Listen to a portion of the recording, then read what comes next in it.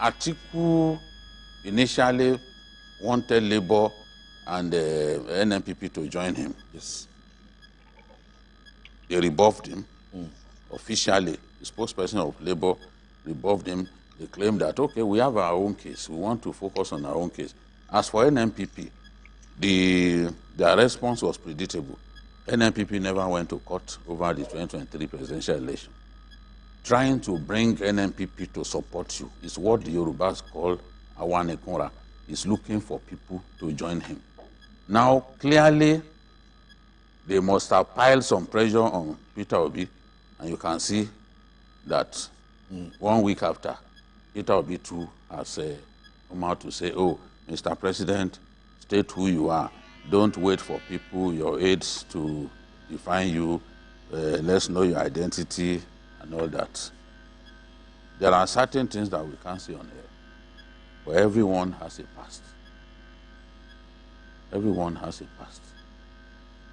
Some have some past that they will never even want an extra person to know, a third party to know about.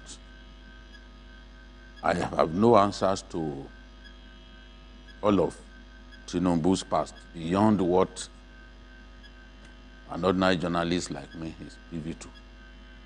But all I know is that this person won an election. The people who are harassing him were unable to prove in court that they defeated him in that election. In fact, Peter Obi never showed anywhere that he won the election. In his lawyers, yes, their whole game plan was to have him disqualified. Have him disqualified on the matter of civil forfeiture. They called him a drug baron and all that. Yet, it is not on record that he was arrested for drug dealing and all that. Civil forfeiture, they turned it to criminal forfeiture. The courts lectured them about the difference between criminal forfeiture and civil forfeiture. They lost. They tried to have him disqualified on the basis of so-called double registration by his deputy. They lost. They couldn't bring evidence to show him, especially alternative result sheet, the kind of thing that the governorship candidate of PDP did in Nasarawa State. They didn't do anything like that. The lawyers did a shoddy job. Now, what they are trying to do is try to win in the court of, not even public opinion, the court of the noisy minority. Because to say public opinion is to assume that, okay, the majority, how many, you go to how many people are even talking about this matter? To them, it's a non-issue. You know? But we can't really, people have made up their minds to look at an issue. How can Obi still be saying that we should bring evidence of university that I attended when the school has affirmed that this person passed through us? They release his transcripts. Because transcript to them is the main thing. They are not interested in a certificate that they call diplomas. Many people don't even pick it. Companies hire you based on the content of your transcripts. Over there, the society is different. So I wish them good luck when they get to the Supreme Court. But I think that the point that we have reached, we should stop hitting all the politics. We should stop giving the impression that, oh, the world, we are embarrassed, the whole world is complaining. In America, for example, this is not an issue to them because is the transcript that they are concerned about, and they know that it passed through that school. Except if you are saying the world does not include America. And of course, America is a critical part of of the universe. So no one can say, oh, I'm embarrassed, the international community deserves to know this and that. It's just, in my view, an attempt to heat up the polity, foul the atmosphere, intimidate the judiciary. This is what I see. Let the court do its job. You've gone to court, leave the court to do its job. All of these press conferences that they are calling world press conferences, you look around, how many international journalists do you see in attendance? Let the court do its job. Stop hitting out the polity needlessly. This is what they are doing, and the BBC, they've done their own investigation. As far as they are concerned, there is no evidence. They can't lay their hands on evidence that he forged a certificate. Some people don't even know the meaning of forgery.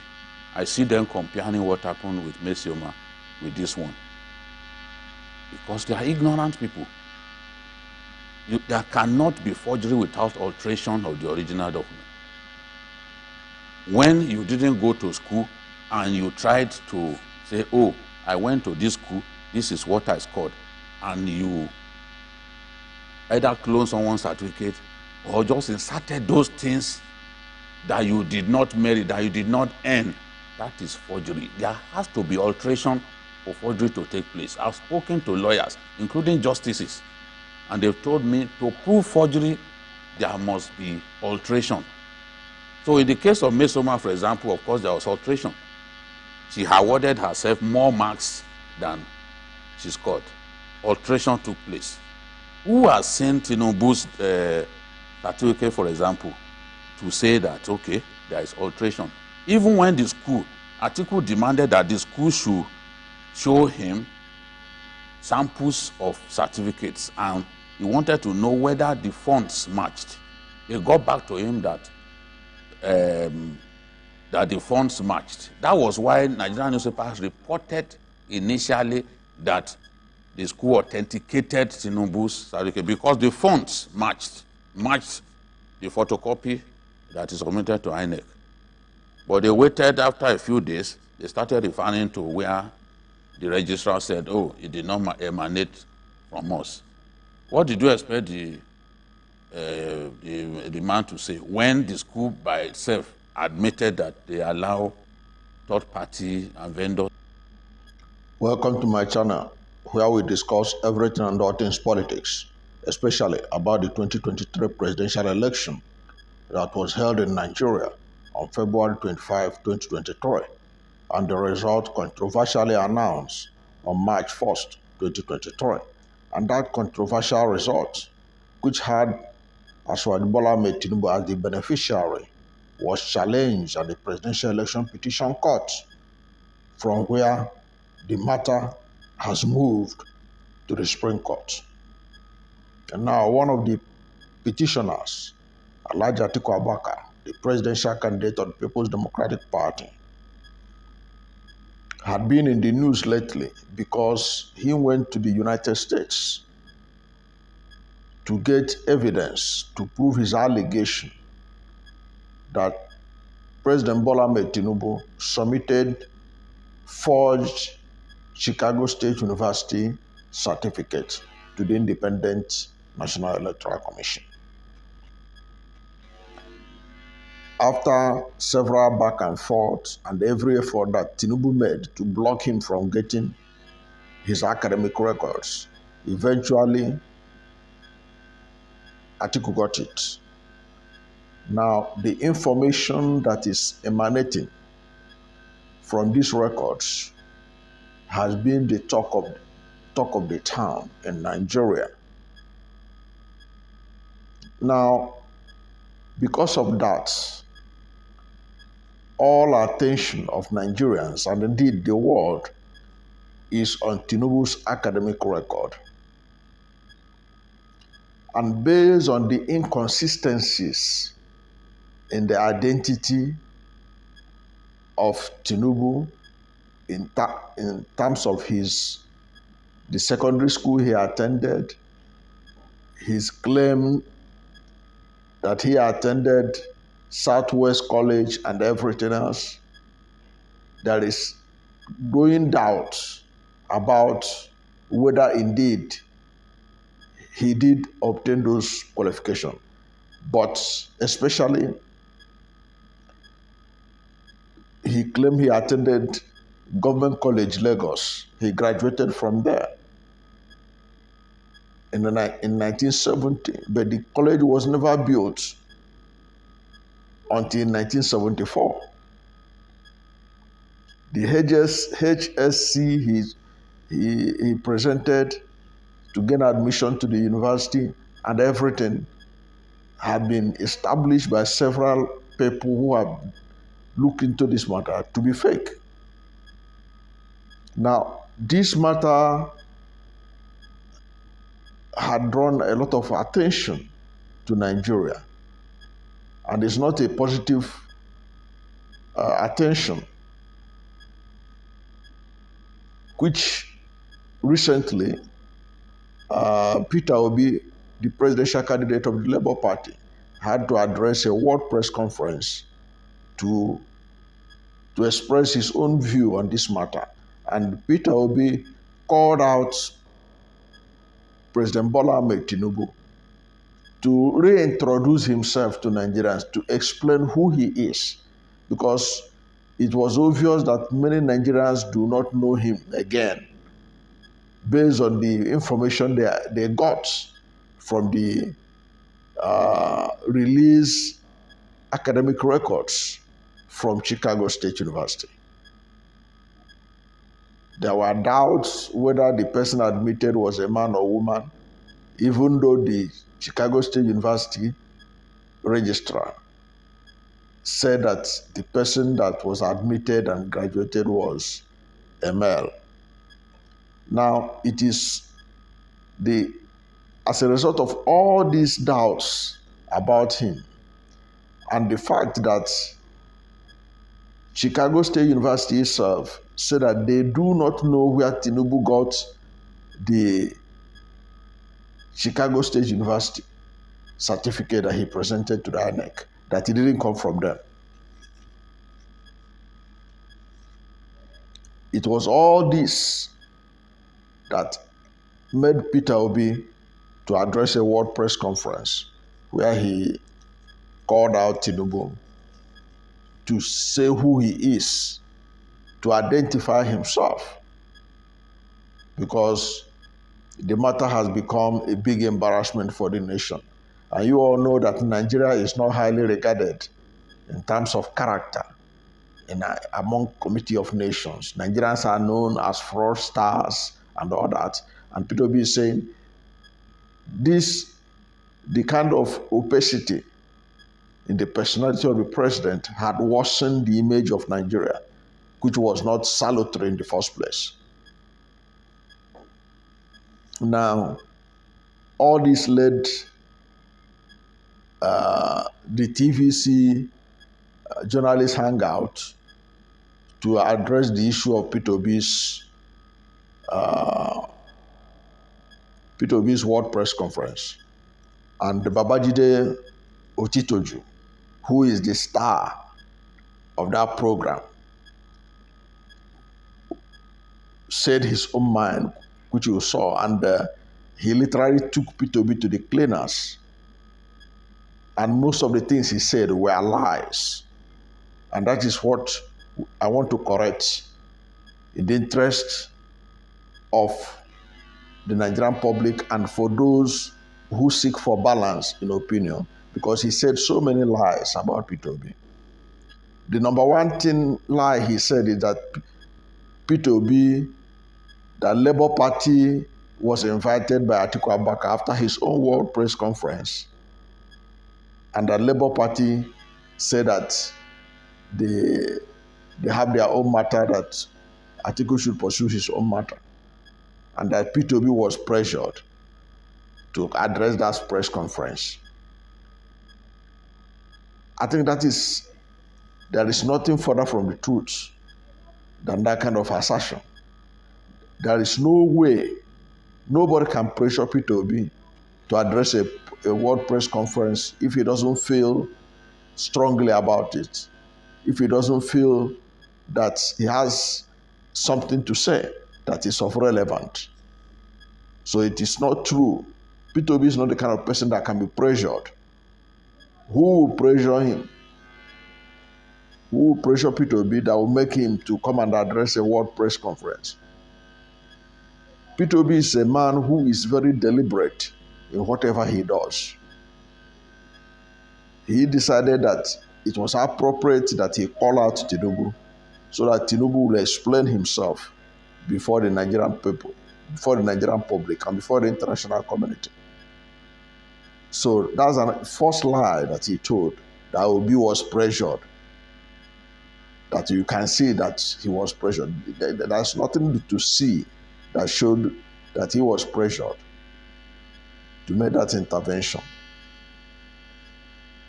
Now, that's number one. And then he went on to say that in the so-called World Press Conference, how many foreign journalists were there?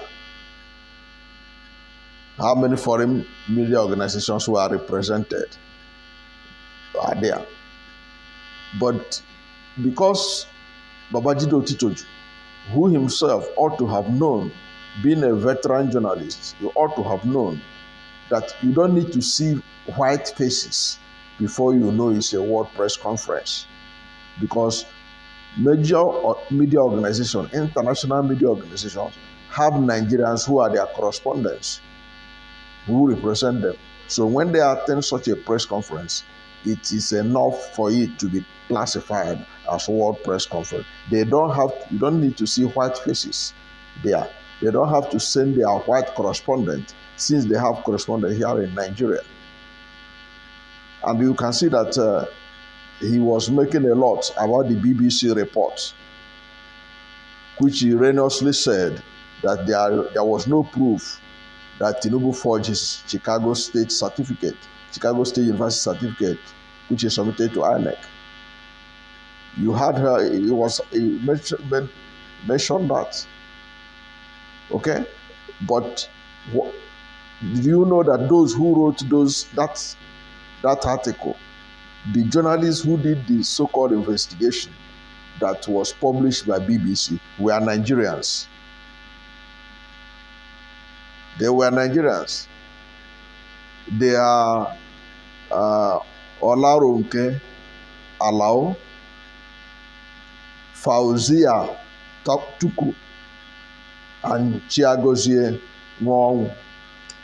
These are Nigerians who wrote that BBC report that they are celebrating, that the BBC has written.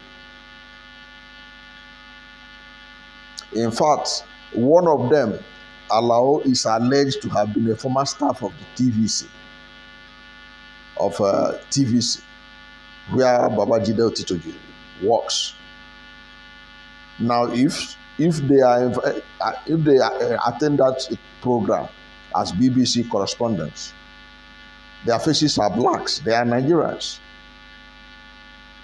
So what does it mean that did you see any foreign correspondent? Because apparently he was looking at to see whether you see some white people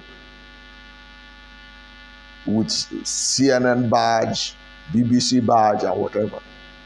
All those organizations, Financial Times, even the Economist of London, they are reporting which they claim that Tinubu is going to win the election, which was a total farce. It was written by a Nigerian who writes for them here in Nigeria, based in Lagos.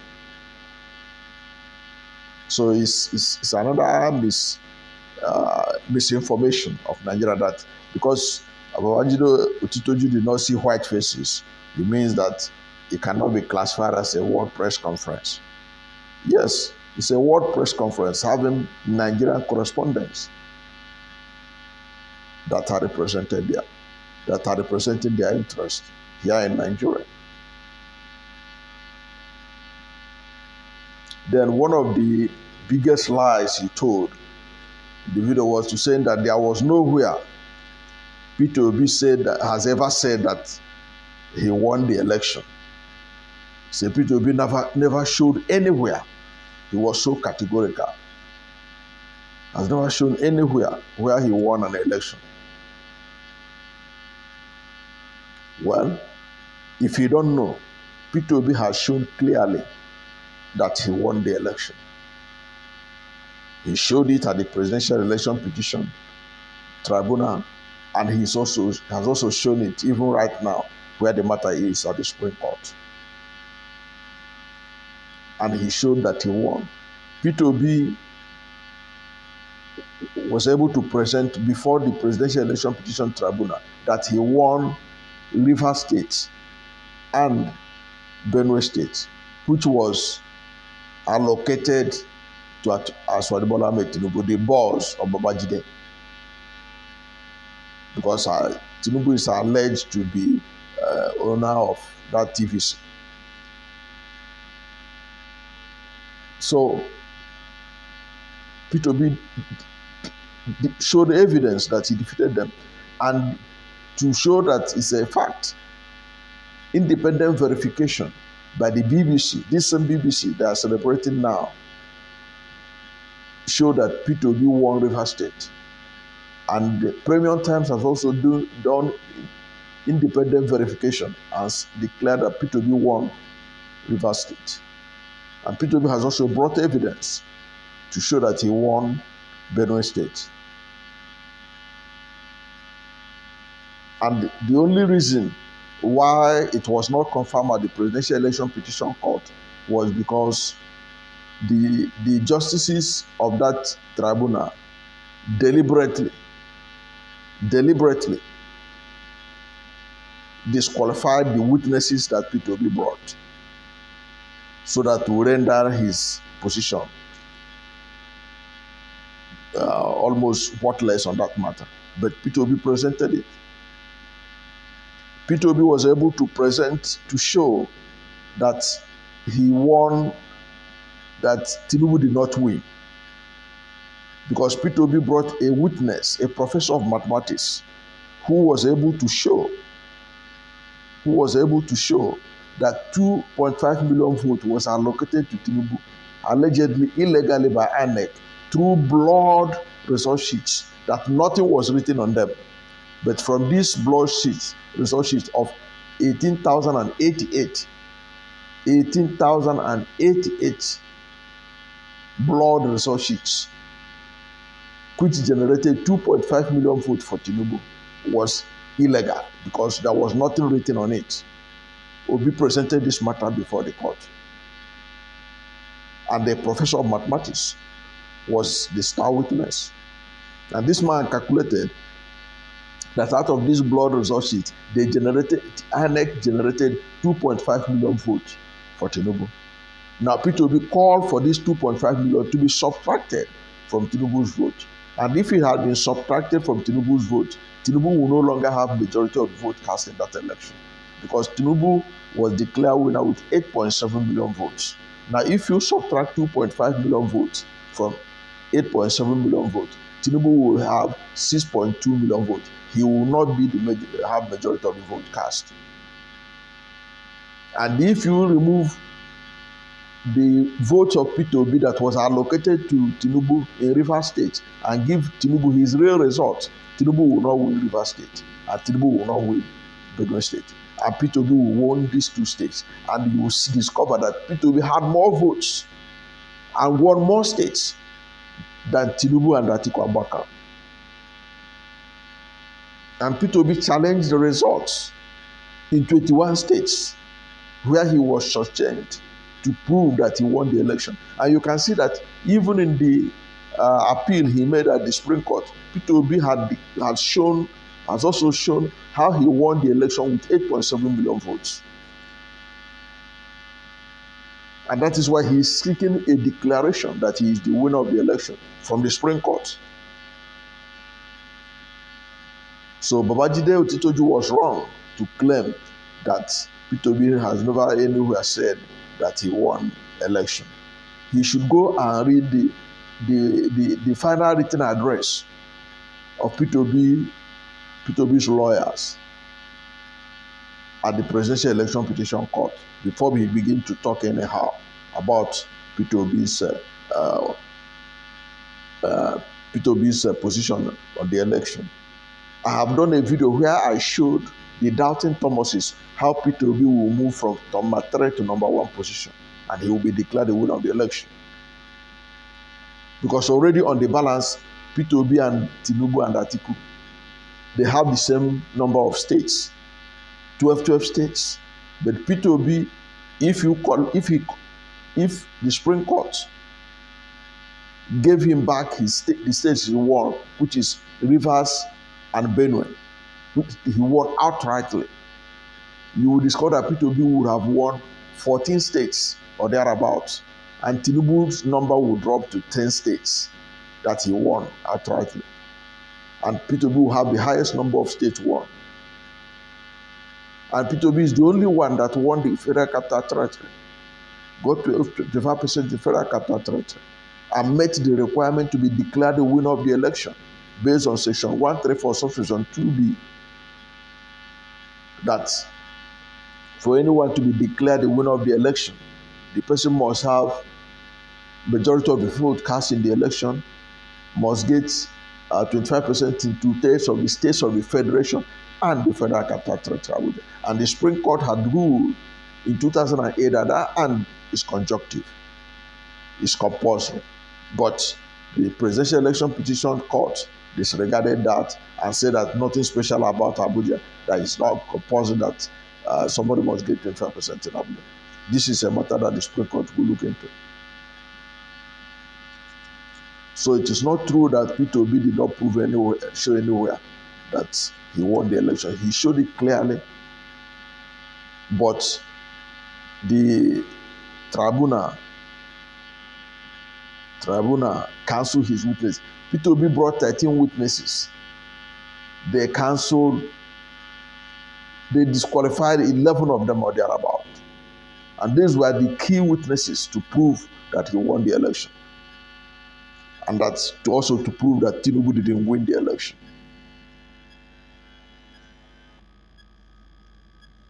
So that's another lie that should be put to rest. Should be put to rest because it's a lie from the pit of hell meant to deceive Nigerians. It is not true. Now, one of the things he said there that Peter Obi, after saying that Peter Obi did not show anywhere how he won the election, he also claimed that Obi was relying on the disqualification of Tinubu due to his forfeiture of $460,000 proceeds of narcotic, which Tinubu made to the United States government in the 1990s. Well, the truth of the matter remains that forfeiture, he claimed that forfeiture is a civil forfeiture, not a criminal forfeiture. But in Nigeria status book, which has already been defined by the Supreme Court in 2014 in Mohammed Abacha versus the federal government, you cannot forfeit. You cannot forfeit unless you have committed a crime. Forfeiture is evidence of criminality. Anybody who forfeits commits something, has committed an offense. That is why Peter Obi they are standing on good ground to claim that he should be disqualified because he has forfeited $460,000 proceeds of narcotic, heroin in particular, to the United States government. So it is not a question of that it's a civil matter. For him to forfeit it, to say, this money, I'm forgoing it, nobody in his right sense will forfeit $460,000. Look at the value of the $460,000 when Tinubu forfeited it. Compare it to today. It's still a huge amount of money, $460,000. No reasonable person will forfeit it without a fight. Because if it was his genuine money, he cannot forfeit it. He forfeited it because it's a proceed of criminality. So that's what Peter Obi and Co. They want the court to take note of that. Okay, look at Abacha. Abacha family, what was the issue? That Abacha stole Nigerian money. It's a civil matter. But in the interpretation of forfeiture, which was done, in fact, the man who presided over judgment, Justice Arewola, before he became the Chief Justice of Nigeria today, he presided over it in 2014. And he defined it, what forfeiture is, in Nigeria statute book, and declared it was a crime. So that is the strong ground that Peter Obi is. It's not that they are seeking for his disqualification. There are several grounds for him to be as for his election to be set aside. First, he did not win the election. Peter Obi and co, they are insisting he did not win the election and that the election was rigged to favor him.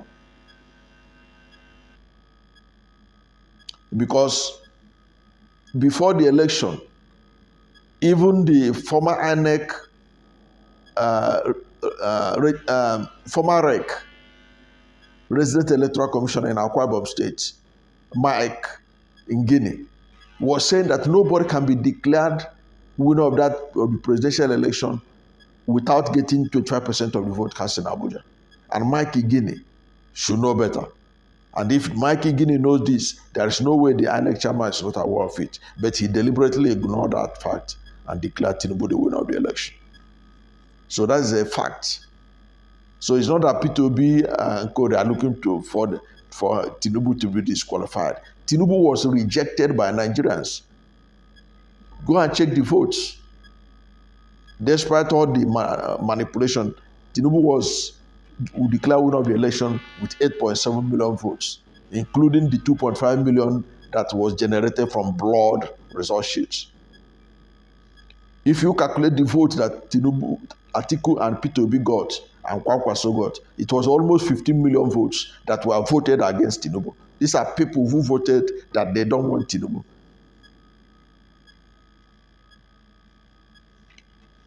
So it's not a question of looking for way for him to be disqualified. In every election, if you did not meet the requirements, people can always look for ground to have you disqualified. And the Peter Obi they have good ground. Tinubu did not get 25% in Abuja. Tinubu forfeited $460,000 proceeds of narcotic, which should disqualify him. Tinubu is having challenge with the certificate he submitted to the INEC, and it was alleged that it was forged. So it's not that people are looking for, these are legitimate grounds for Tinubu to be, his election to be nullified. It's a legitimate ground for his election to be nullified. And Peter Obi brought evidence to show that Tinubu did not win. Because when that professor was able to download 18,088 blood result sheets from the INEC IRIF, with which they generated 2.5 million votes for Tinubu, it was obvious that Tinubu did not win. But what did the Election Petition Tribunal do? They disqualified that expert witness so that it doesn't matter. And the 2.5 million votes that was generated from blood, nothing was written on it. Even in the court, they showed samples of those blood sheets, and Tinubu's lawyers cannot read what was written on them. But yet, they were able to generate 2.5 million votes for Tinubu.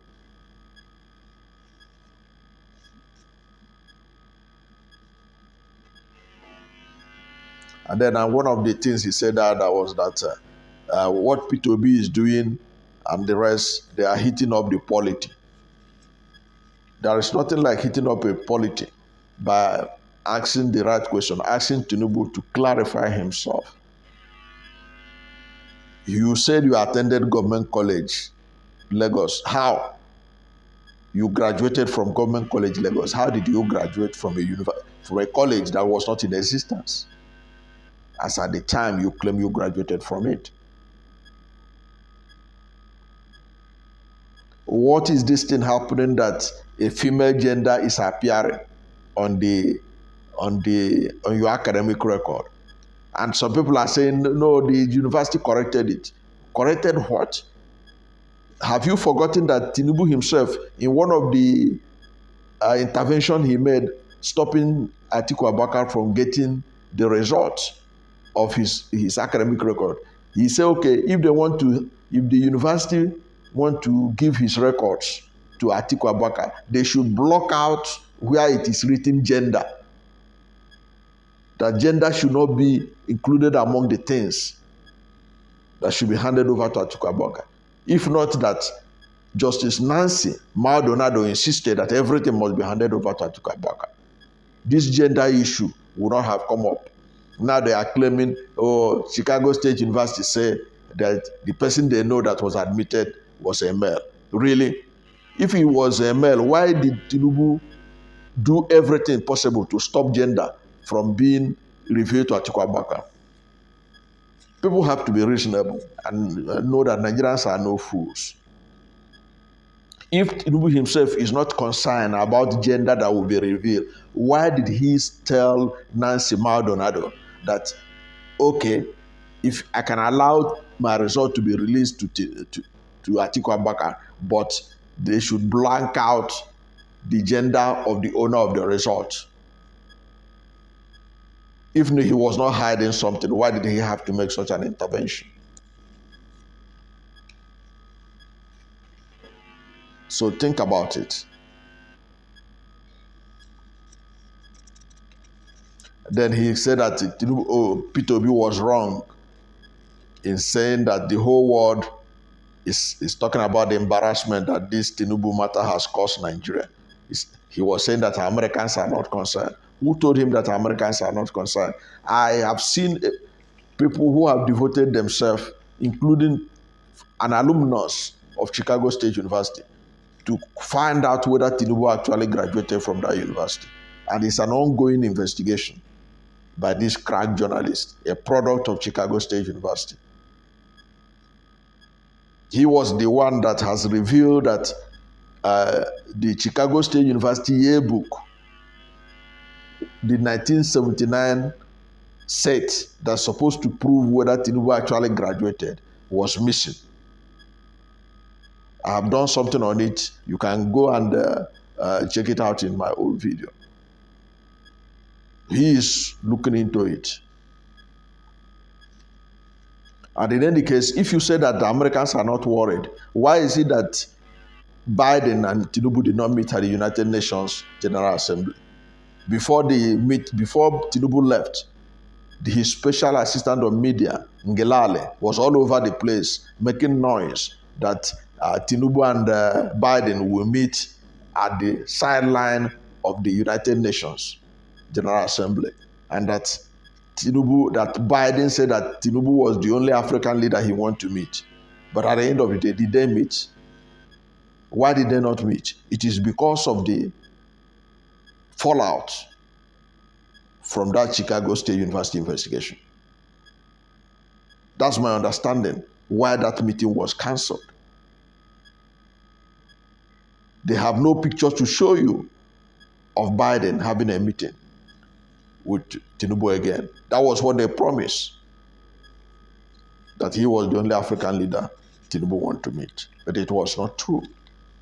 Why was it not true? Because it was understood that because of the interest Tinubu's Chicago certificate saga generated, the President of the United States wanted to keep away from him. And then he was now asking, Babajide Otitoju was asking, why should Peter Obi be asking after Tinubu's certificate when the Chicago State University had already confirmed that he was their student? Peter Obi was not only asking about Chicago State University. He was talking about that Tinubu should tell them his origin, should tell Nigeria his origin, where he attended primary school, where he attended secondary school, his parentage, everything about him. His real name. That's what he's saying. And all this were thrown up by the investigation. And the more will be thrown up because before the end of this month, October, the Federal Bureau of Investigation, United States, the State Department, the Internal Revenue Service, and what have you, they are going to release thousands of pages of documents on Bola Ahmed Tinubu. So a whole lot of things will be unearthed about him. So it is even better he heed to the advice of Peter Obi and tell Nigerians where he is now, right? He's who he is before the FBI begin to bombard us. Because FBI said that they will be releasing 500 pages a month, because FBI said that they have 2,500 documents on Aswad Bola Ahmed Tinubu, which they will be releasing 500 per month. So is it not better for him to heed the advice of Peter Obi and tell Nigerians who he is before the FBI begin to tell them who he is? Because when the FBI start releasing their own, and the State Department start releasing their own, and the narcotic organization in America start releasing their own, a whole lot of things will become very public. Then one of the things he said there was that what Peter Obi is doing is that they want to intimidate the judiciary. Who is in a better position to intimidate the judiciary or to take advantage of the judiciary? It's those who are already in power. Peter Obi has no leverage against those people. It is those of them that are in power right now. That's why a lot of Nigerians are angry that people are sworn in before the matters in court are settled, and that there is a need for an amendment to the Constitution, that nobody henceforth should be sworn in as president or governor or anything until all the election petitions are settled. It is those of them that have the leverage to be able to give money to the judges by budgetary allocation, increase their welfare service, that could be able to influence them. It's not Peter Obi. Peter Obi is only drawing attention to something that is bringing Nigeria to disrepute in the eyes of the international community. That's what he's saying. That people are bombarding him, asking him questions at home and abroad. He said anytime he travels, people are asking him questions. What is happening to your country, Nigeria? And of course, you can see Babajide Otitoju, he was praising the report by the BBC, claiming that there was no proof that Tinubu forged the Chicago State University result that he presented to INEC. That report was a sloppy report. It should be disregarded, because whatever they wrote there has already been discredited by the deposition by the Chicago State University registrar, Caleb Westberg, who said that they don't know where Tinubu got the certificate he presented to INEC. And that settles the matter about forgery. Okay? Otitoju was talking about that for you to forge, you must show evidence of alteration. That is not true. The Supreme Court has defined what is forgery. In the case of Agi versus the PDP, the Supreme Court had defined forgery as bringing or presenting or attaching or submitting a document not made by the agency which is purported to have such a document. Who is purported to have such a document? Like what Tinubu submitted to the INEC, he submitted it purporting that he came from Chicago State University. The Chicago State University registrar said he didn't come from them. That is a classic case of forgery. It has nothing to do with alteration. It is when you submit what didn't come out from the organization that it was purported to have come from. And the registrar of Chicago State University has declared under oath, which is something that could send him to jail for 10 years if he lied, under oath, that they didn't know where Tinubu got the certificate he presented to the Independent National Electoral Commission. That is more reliable than what the BBC reporters claim they investigated. And those reporters are Nigerians. They are Nigerian. I have told you earlier on in the video their names. They were Nigerian correspondents. They were Nigerian employees of BBC. They're based in Nigeria here. They wrote the report from Nigeria here. And they also suffer from the biases the mainstream media in Nigeria are suffering from. The biases with which they reported that Chicago State University verified Tinubu's result, which was a lie. But that was what they reported. Immediately, the Chicago State University started releasing the documents, academic records of Tinubu, as directed by the court. So what else do you expect from them? You can't rely on their own investigation. You have to rely on what the registrar of Chicago State University said under oath. And what the registrar of Chicago State University said under oath was a classic example of how the Supreme Court views forgery. And Tinubu's own fall into it, because the university said, we don't know where he got the certificate. It didn't come from us. Thank you for watching this video. And if you are new to my channel, you have not yet subscribed to my channel, please subscribe to my channel. Hit the subscription button, hit the notification bell. When you subscribe to my channel and hit the notification bell, anytime I have a new video, you'll be among the first to know. God bless you. And please don't forget to like this video, because when you like it, God will rank it high and recommend it for more people. Thank you, and God bless you and yours.